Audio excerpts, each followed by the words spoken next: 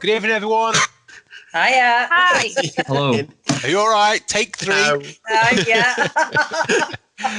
Welcome one and all to the Are You Haunted GhostCast numero 4, which is 4. As you know, what ensues is usually about half an hour's worth of total madness and chaos as we discuss one of the events that we've done with Are You Haunted, and we have a news topic to talk about and a topic of the day to discuss. And along with all kinds of strangeness, we'll also be playing, believe it or not, a game of Would You Rather? Who's it going to be when we spin the wheel? Who's it going to be? We've already had Sarah. We've had Dale. Who's it going to be on this one? Exciting. Who knows? Okay, the person who is bringing the topic and the news and all the other gubbins that we're going to be talking about is... Whoa, it's Ben! Woo! Okay, Ben, without further ado, take it away and tell us what we're going to be doing. Well, for this episode, I've decided to go for Keithley Streets. Because this month we've all been on, so I can include Wayne. That was part of the plan. So, Keithley Streets. Thank you, Ben. Not just a pretty face. Not just a pretty face. You were thinking. Yeah. It's rare. With Keithley Streets, it was very much... We found a lot of stuff after when we were there. Like, when we were actually there, not an awful lot seemed to go on, but after the fact, we had a lot of audio that we picked up due to Wayne's Zoom that he's put down. So I want to start things off with just talking about why he decided to put the Zoom where it was and just, what he really does. Talk about the Zoom. Is that for Wayne? That's for Wayne. That's because he said that's for Wayne. Yeah. When I said Wayne's name. Sorry. Okay, so on that particular night, we had the H5, which has got 2 quite powerful mics itself. So why we decided to put it in where it was is because it's quite powerful. It can take care of the room it was in, slightly of the corridor, and also the opposite room. And then we had 2 external mics, which we had, I think, about 25 meters of cable. So we were able to take care of the bottom, which Ben, was... Sorry, Wayne. Wayne. Wait, Ben, are you stripping off? Are you stripping off? At least let him put the appropriate music on in the background. I think you know what's coming up, don't you? You know what's coming up. Oh, no.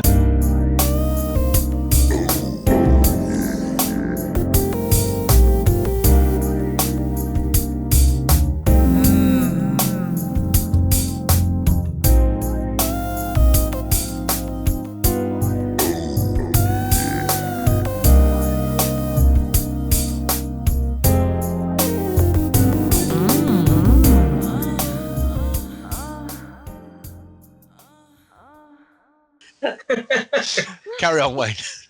Yeah, so we had about 25 meters of cable on 2 external mics, which were taking care of the bottom part of the investigation, which were the brothel area. And also the second mic was taking care of what we had as the crew room at the time. And it took care of all the top. So that's really why we used the Zoom where it was and the 2 external mics, because we can record up to 4 separate devices through the actual H5. It's pretty cool. It is cool. Very sensitive. You can pick a lot of stuff up on there as well. Absolutely. So I've actually gone to the extent of actually going through the episode and picking up some of the key points and writing it down. Ooh. Key point. What are you on, Ben? So, like I said, not only did a awful lot actually happen during the vigils, but a lot of it was audio. And Vigil 1, again, audio. Wayne and Jane were down at the brothel and they were hearing a lot of footsteps and the sound of people coming downstairs and a door banging as well. The other rooms. Yeah. Wow. Now that's in here. Hello? Hello? I've got to check that out. Grab the camera. Find that Wayne just joined Jane in the brothel. Slips in Music tenor. out, yeah.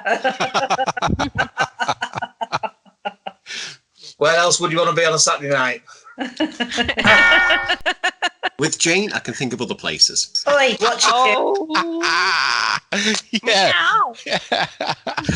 The interesting thing about that area, though, Ben, is the fact that the stairs we heard people coming down weren't actually there. Yeah. Or weren't there any longer. We couldn't see them in the dark, could we, Wayne? But when we looked back later, you could see where there were stairs. So that's quite interesting at the time. Because, of course, Keithley Street actually is underground as well, in case people don't know that. So that's really it for Visual 1. I kind of watched through and we kind of just sat around and thinking, Christ, it's a bit quiet. Then Visual 2, I remember we had Billy's room and me and Wayne again, because Wayne's getting all the action here. We were in the Billy's room and across in the photographer's room, I think it's called. We could hear photograph room. That's where they captured something before, isn't it? Through the window. Yeah. I remember we were sat in there and we heard what sounded like dragging in the middle of the hallway. Ben's got the last seat.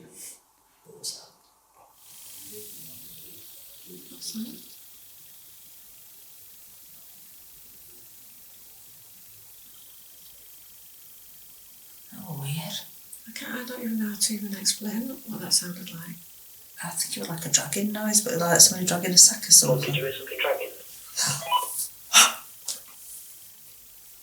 Yes, we did. And I remember you two as well, my mum and Jane, also got that on the hub. That's right. Remember that, yeah. Yeah. So I think it kind of, well, I compared it to like someone dragging a sack of potatoes kind of just down the street. That's what I imagined it would be. Because that's something that you hear every day, isn't it? Every day. I don't hang know how. Hang on. Somebody's just going past now with a sack of potatoes. Can you tell what type of potatoes, though? Are they noise specific? Maris Piper, I think. Oh, fluffy as they go. Fluffy and great for mashing. Yeah, I mean, you've mentioned before a couple of times how quiet it was during the actual vigil and the investigation. I thought it was a total wipeout, to be honest. Yeah. Oh, yeah, I agree. Yeah. And I didn't think we were going to get anything from it. I mean, it wasn't until we got back, was it? Until we checked all the footage audio-wise, and it was just like, well, Wayne went through 9 hours, was it, Wayne? 9 hours. 9 hours. 9 hours, and the 9 hours. 9 hours. 9 hours. 9 hours footage. Yeah.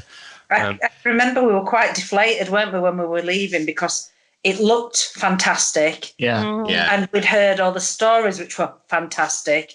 Yet we were a little bit like, well, come on then. Street underground. What do you expect? Come on. Yeah, I think for me, Ben, as well, it were like reliving the episode again. When I did the audio, 9 hours of audio. When I did the 9 hours audio, it was really like living it again, because in each room where we were, and we do what we couldn't hear on the night, it was like every time someone were asking out, we was getting answers. And that, it was incredible to the audio what we're on there. Just incredible, brilliant. I think that voice that you got, it's still, I can't get my head around that. Sarah and Dale, and you're about to hear a voice. Tell me what you think you hear. This is freaky. Any children here? Do you want to pray? Do you want to come and say hello to us? Yeah, well, initially the thought of Keith was underground streets, and it's Jane that brought that venue, and I'd heard of it before. So I couldn't wait to get in there, being underground and haunted and very dark. And as soon as we got down there, we were so excited about it. Yeah. And like you say, we'd heard so much about it, and we were really expecting a major night. And a few things did happen. I can't say that that we got nothing, because we did get a few bits, but like you say, going back through the footage, but that voice for me, and obviously the head and shoulders that we got, the silhouetted figure, and the clock, what sounded like a grandfather clock. That was amazing. What the hell was that?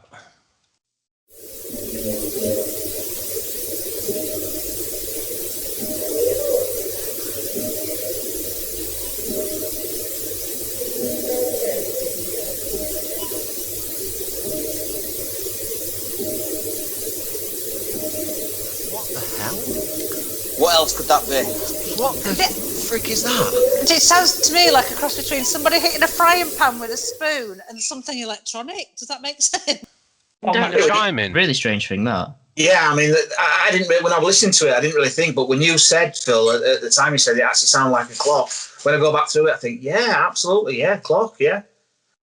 And someone walking into the actual microphone as well, as we know. Yeah. Oh, yeah. Yeah, We were out of that room, weren't we? We were all having tea. So there's nothing down there what should be moving about because it was all sealed off. Because very little happened on the night. It was all audio. Just makes it so much more phenomenal. It's just the after effects, which shocks us all.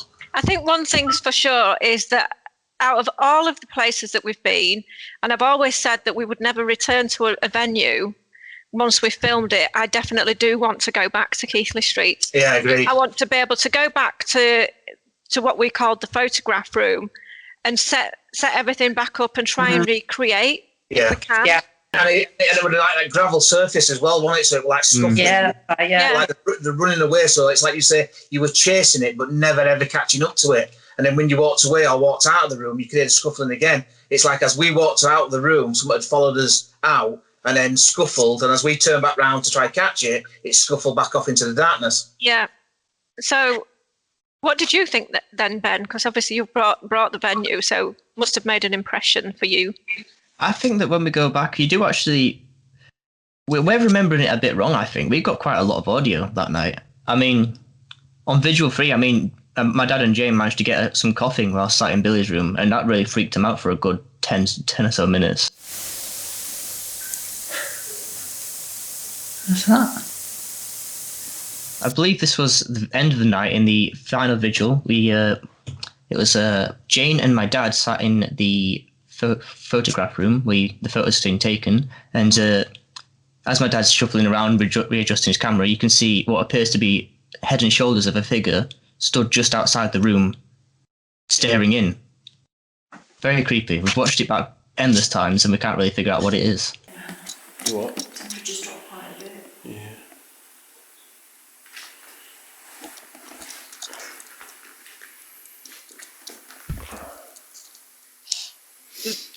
Okay, is anybody in this room with us? Sarah, can we just play that back? Did everybody else see what?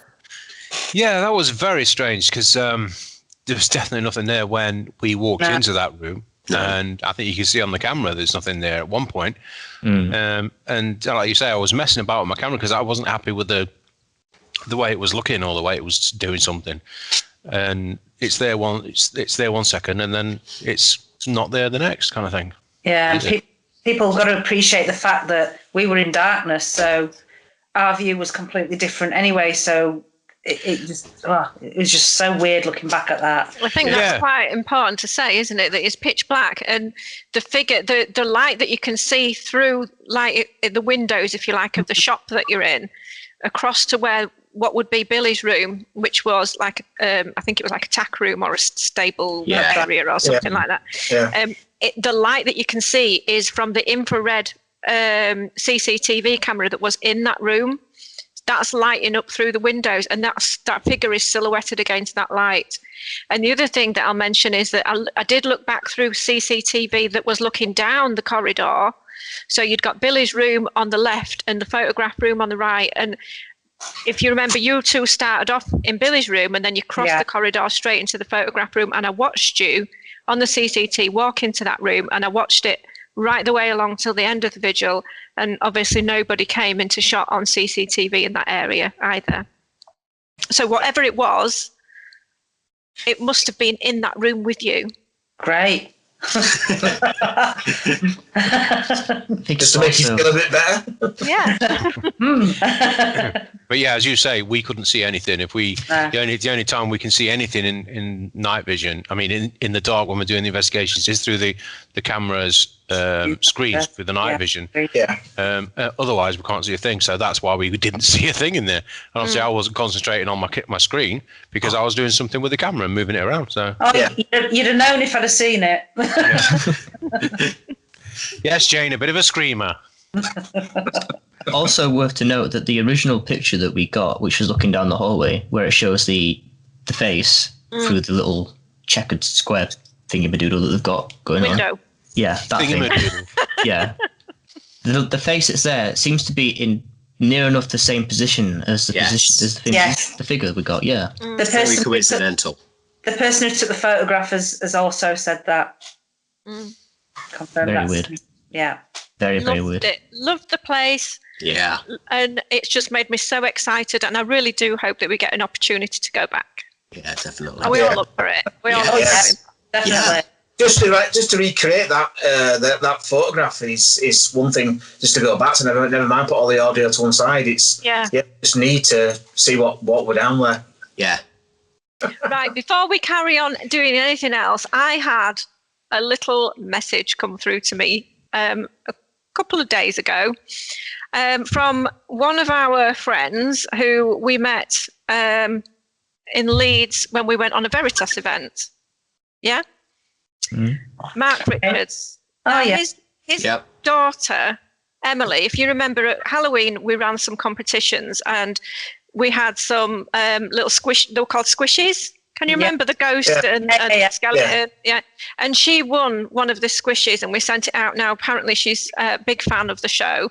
So she's written us a letter, which I just want to put this, if Phil can somehow put this on the screen, I know he can. I just want to say a massive, massive shout out, Emily. Thank you so much for your letter.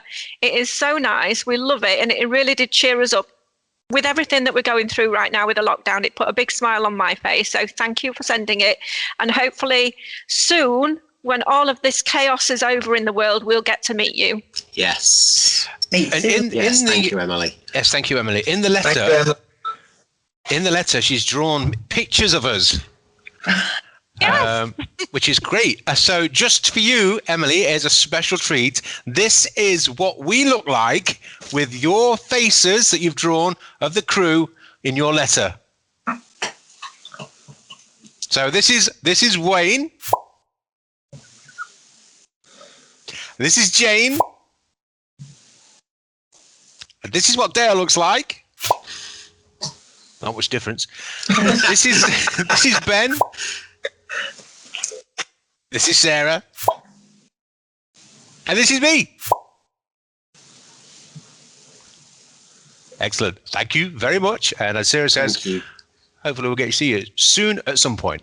Yeah, thank you so much, Emily. It's absolutely fantastic. It did put a smile on, I think, all of our faces to receive that. It's so lovely of you to do that, to take your time out and send us a letter. Thanks, Emily. Thank you, Emily. Thank you. Okay, and this is where we start the countdown to the section that we call Would You Rather? And it's over to Sarah. I've got my timer, so I'm going to just let that go. I'm going to put it over there, so put it over there. And whenever that goes, we play Would You Rather? And until that point, it's the news!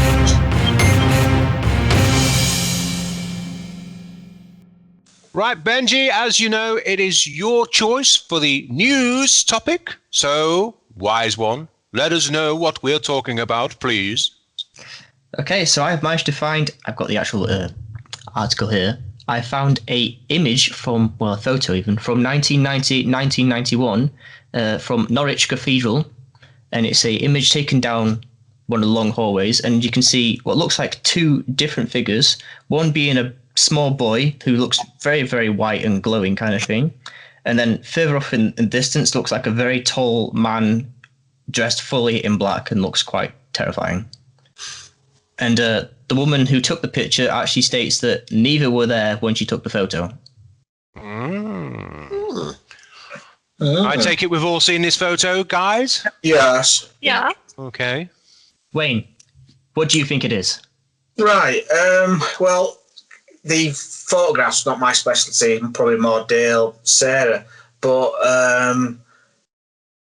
it's a solid object because you can't see through it. So the white, I'm looking at the white boy, whatever you want to say, and the dark one, the door's open. Both solid objects. And I'm just thinking, because when you compare it to the original photograph, there's like the windows or the light source there. You know, could it be some kind of reflection what's come through where at the time where the photograph's been taken, it's captured a light source which resembles figures or something like that. But other than that, I actually love the photograph. It looks really, really creepy. It looks really, it looks the part, doesn't it? You know, and I'm not too sure about this one. I really don't. Okay, well, resident photographer Dale, what's your take on it? Okay, what an exceptional photo, first of all. As Wayne says, it looks the part. It's absolutely fantastic. Now, my only thought on it is the way it was developed. I used to develop my own photos in a dark room. In much of a similar way Boots would do it. Obviously, they would have the technology to do it in bulk, in masses. By machine. By machine of some sort, yes. But it still requires human intervention to feed the machine, to load the machine, to load the chemicals, and so on and so on. And the only thing I can think of, it could be a blemish on the paper, or the liquid wasn't mixed correctly, something to that effect. Without seeing other photos in the same batch that she's had developed, it's hard to say. I always like to compare one photo against another, because there's nothing to compare it to. It's very difficult. As I say, I've developed my own photos previously, and I've had glitches on photos, and it happens. And yeah, it can look spooky, or it can look misshapen, let's say, but there can always be a perfect explanation, perfectly logical explanation to it. But yeah, I think it's a great photo, definitely. Definitely can happen. I think, I don't know, it does look very spooky, and it's very hard to figure out what it actually is. You can't really make out the figure in the background. It kind of just looks like a dark, tall thing. Like a blur. Yeah. Okay, well, Dad, what do you think? I always have issues with people who say it wasn't there was nothing there when I took the photo, because as a species we aren't very good at actually remembering things. No. Especially in situations like that where you're just walking around, you're just taking snapshots of a venue or a location. When you think, oh, there was nobody there could have actually been somebody there, but you won't subconsciously, not subconsciously, but you just wouldn't notice it because it's not noticeable, if you know what I mean. If that makes sense. Would there be a child that glows white? Well, that's where Dale's explanation could come in. It could be an error in the processing, for instance. There's always a chance of double exposure as well. Whereas in processing, two photos have got mixed up effectively. You never know. These photos that you did yourself, Dale, were candid, were they? Candid? Candid photography? No, I'm afraid we don't have a camera. Oh. No, they weren't. They were purely professional, Philip. This was a long, long time ago. I still have some actually somewhere. It'll be in the loft. I'm not even asking. Anyway, moving on. A bit of Monty Python there. Okay. Jane, what do you think? I thought it was a brilliant photo. I think it's Jane's a shame. pissed. Sorry, guys. I had a frog in my throat. Excuse me. What? A flog? A frog in my throat. She had a frog in her throat. I found the darker figure more interesting. It reminded me of the one in the is it a cathedral where they've got the outline of that? Looks like somebody with a sheet over them. That really famous one reminded me of that. And the white figure reminded me when you get like a night vision camera hitting it. But obviously back in those days there wouldn't have been. So I don't know. Why are you laughing at me? Wyman, why are you laughing at me? You're making me nervous. It's not. So yeah, because it was a proper developed picture rather than a digital one, I find it more interesting. Okay, well, what do you think of it, Mum? Right, so I'm looking at I keep looking at the photograph as everybody's talking. I can see that there looks to be it's not very focused. It's quite a blurry sort of image. There's no definition to the pillars. So it looks to me perhaps like there's been a little bit of a camera shake. This figure that's in the foreground, which looks like perhaps maybe a child, it's so defined to me. It looks like it's got shorts on. You can see skinny little legs coming out the bottom. You can even see like a hair on the image of the face. Yeah. the profile, that's the word I want, and it looks like it's holding something that in his hands.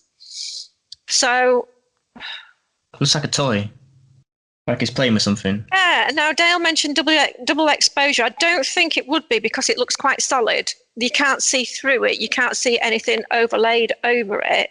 No. So I do find that interesting. Now the figure at the back does look like a monk, doesn't it, with a big hooded sort of figure at the back.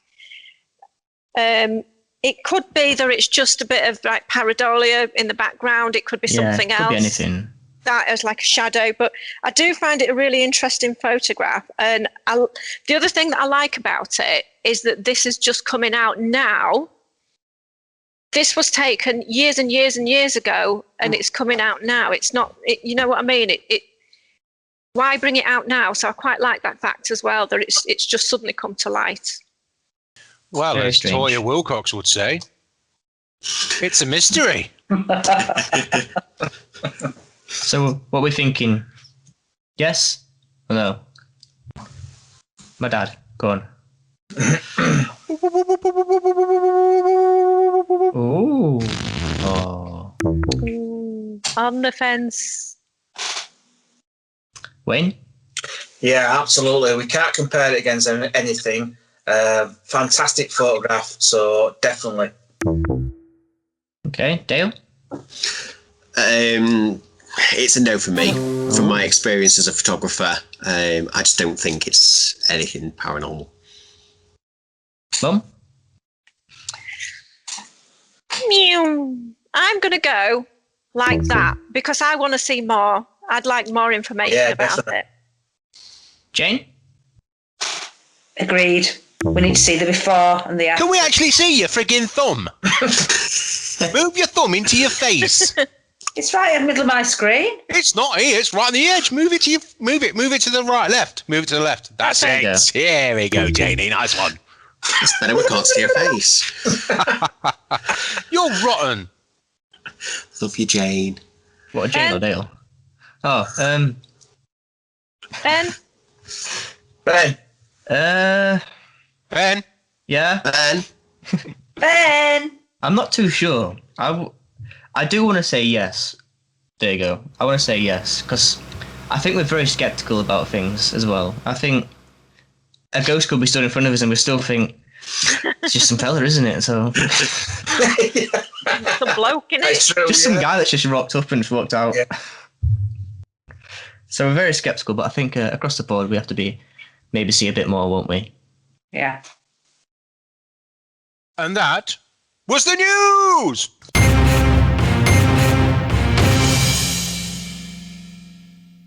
Well, I'm sure you'll all agree that was a very interesting news article, very interesting photo, and lots of different views on it from our lovely team of Are You Haunties. And now it is time for topic of the day.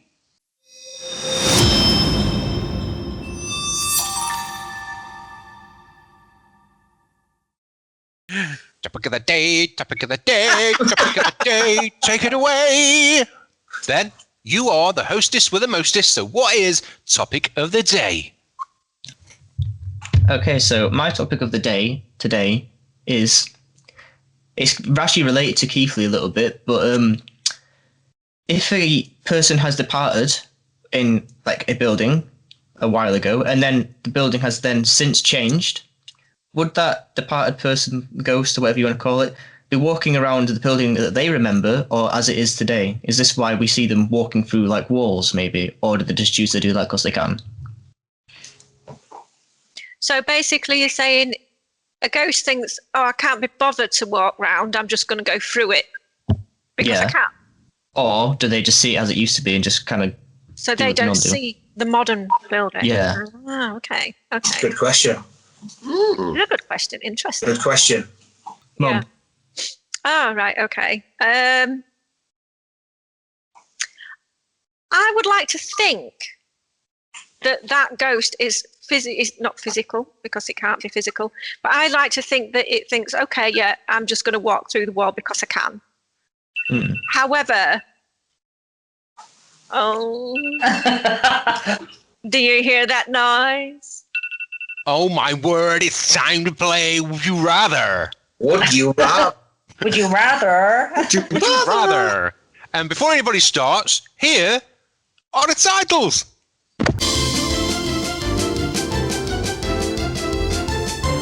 Okay, Sarah, take it away.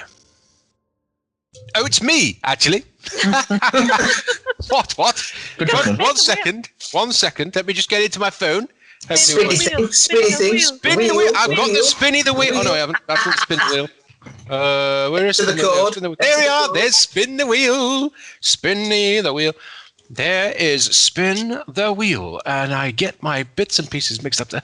There we go. There's spin the wheel. If you can see it, it keeps fading around, but it's there. Trust me.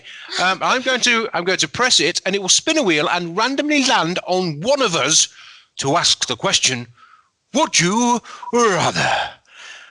Oh, this is so cool! Right.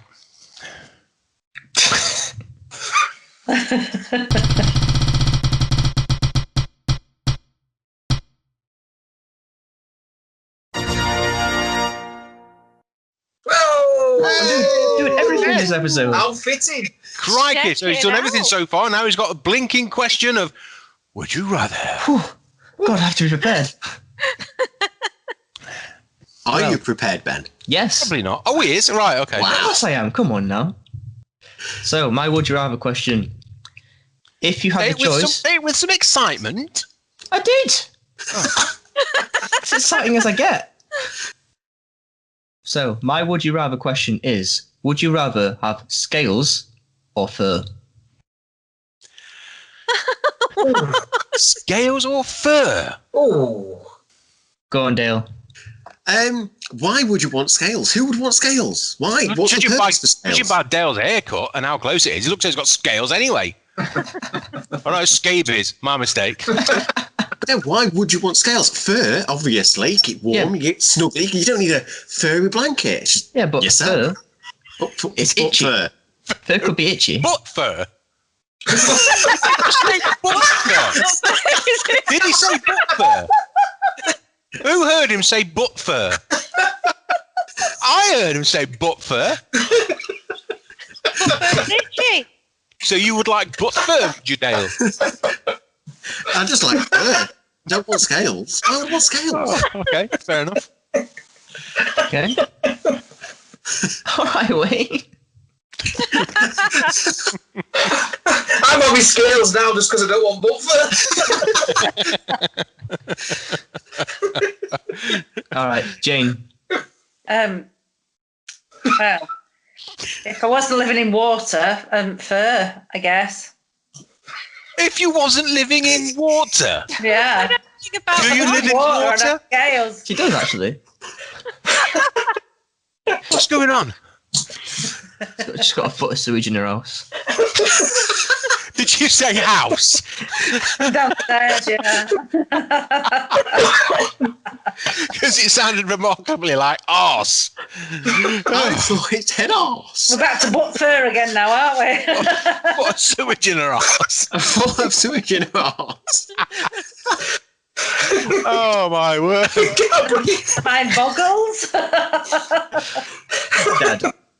Dad, what do you think? Oh, crikey. I think I would have fur. Not butt fur, just normal fur. Because I'd look really, really cute. Trim it, wouldn't you? You butt fur. Yeah, well, you get somebody to trim it. Not me, I'm not trimming your butt fur. You don't normally complain.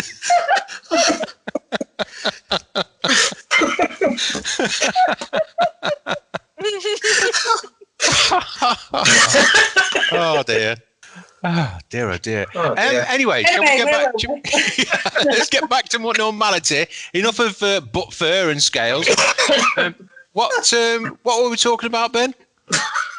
We were talking about Ben's topic, and I was just talking about how I would say I would like to think that if that spirit had a conscience and thought, okay, yeah, I can walk through this wall, so I am gonna.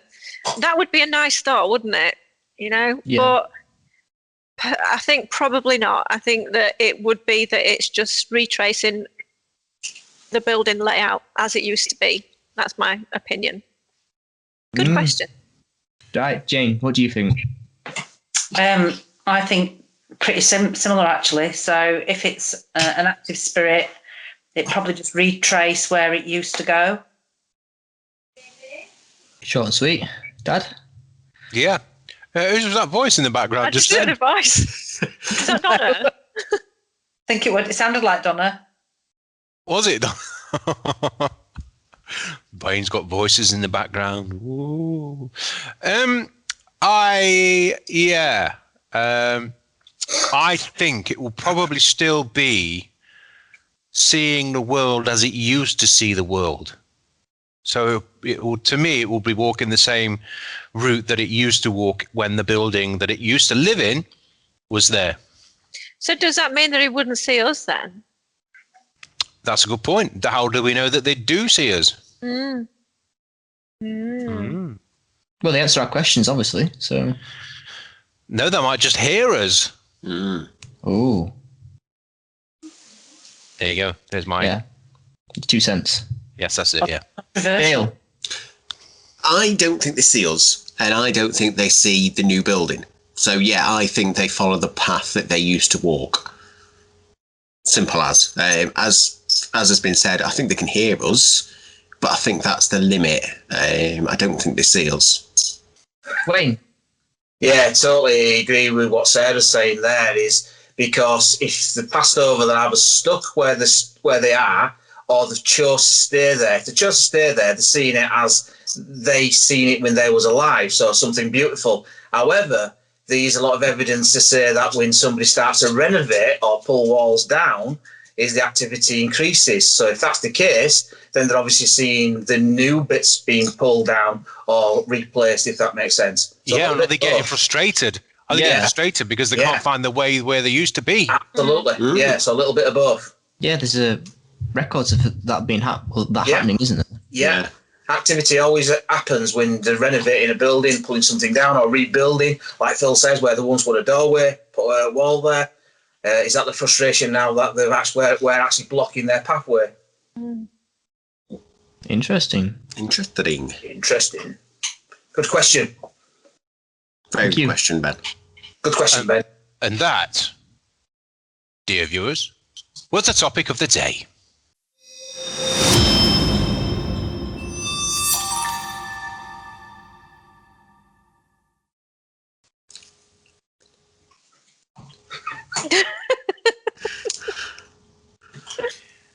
Well, I'm sure you'll agree that this Are You Haunted GhostCast number 4 has been a barrel of laughs.